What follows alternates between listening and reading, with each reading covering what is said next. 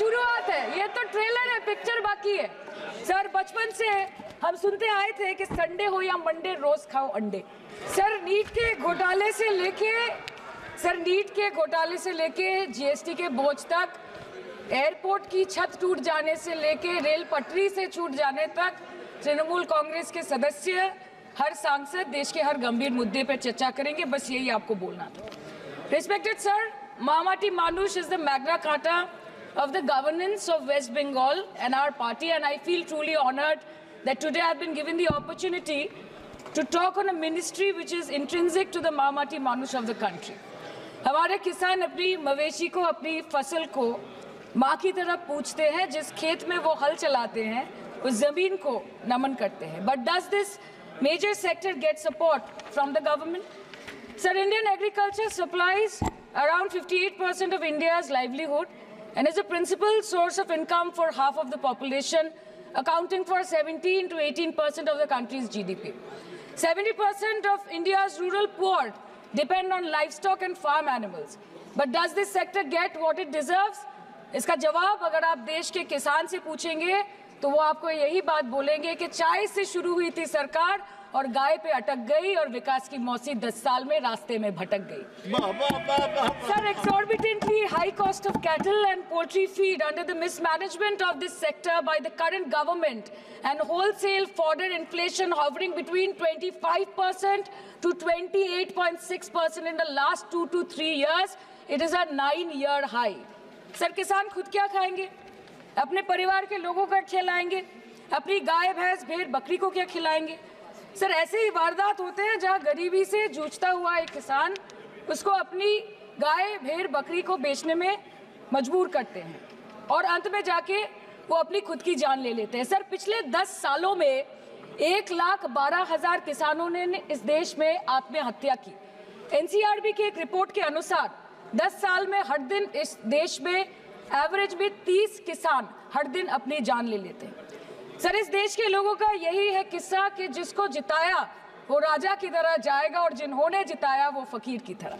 Sir, ये पहले खाना ही नहीं मिला, फॉडर क्राइसिस, फिर मिल भी जाए तो इतना महंगा कि किसान खरीद ही नहीं पा रहा है, फॉडर इन्फ्लेशन, और सर खाना मिल भी जाए तो पशुओं की बीमारी। उससे मुकाबला करने के लिए इस सरकार ने क्या किया? The Parliamentary Standing Committee on Agriculture, Animal Husbandry and Food Processing presented its report which stated that 32.7 lakh cattle were infected by the viral lumpy skin disease across several states and a whopping 2.4 lakh cattle died within months.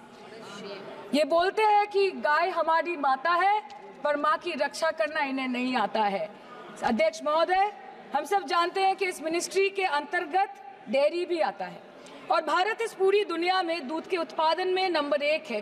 आम आदमी के दूध, छाछ, लस्सी, दही, पनीर पर 5% की GST, cream, condensed milk, मक्खन, घी पर 12% की जीएसटी और अमीरों के हीरो पर सिर्फ 1.5% की जीएसटी।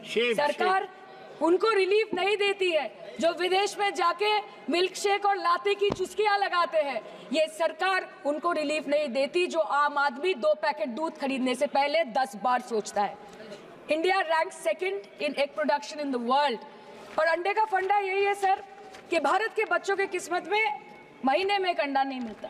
मिड डे मील के चलते हफ्ते में अगर एक आध अंडा मिल भी रहा था तो कहीं धर्म के नाम पे तो कहीं महंगाई के चलते उसे बंद करने की मांग उठ रही है। Sir, more than 50% children under the age of 5 suffer from chronic malnutrition in the country, and roughly 17% children are underweight. And yet, most BJP-ruled states do not serve eggs in midday meal scheme. This is the example of Poshan Kal in India. Sir, अंत पे आते हैं मच्छी पे। आप लोगों को ज्यादा पसंद नहीं, पर हम क्या करें, हम तो माछे भाते बंगाली है, हमको तो बोलना ही पड़ेगा। And not to forget that, भले ही सरकार को मणिपुर शब्द से एलर्जी हो, but the fact remains that 1.5 years of lack of governance in the state has led to endangering of the fish species in India's largest freshwater body in Manipur, the Loktak Lake. So the government has to generate employment opportunities. Madam, मैं बस ये कहना चाहती हूँ कि इस BJP सरकार ने पिछले 10 सालों में इस देश के लिए क्या किया, उससे बड़ी तालिका बनेगी कि 10 साल में क्या क्या कर सकते थे पर किया नहीं। 2014 में जो किसान मोदी है तो मुमकिन है सोच के और अच्छे दिन के ख्वाब देख के बीजेपी को वोट दे रहा था। आज 10 साल बाद वो बोलता है कि मोदी है तो नामुमकिन है। शायद अभी वो किसान है भी नहीं। तो इसीलिए मैं बोलना चाहती हूँ कि समय बड़ा महत्वपूर्ण होता है अध्यक्ष महोदय और बड़ा बलवान। बंगाली में हम एक बात बोलते हैं कि समय गेले साधन होबे ना। इसका मतलब यही है कि अगर समय चला गया तो साधना नहीं होगी, अगर भक्त रूठ गए तो आराधना नहीं होगी। और 3 से 303 से 240 के आंकड़े बोलते हैं कि इस बार जो आप चले गए तो दोबारा लौटने की संभावना नहीं होगी। तो यही बोल के मैं अपनी बात खत्म करती हूँ। Thank you so much.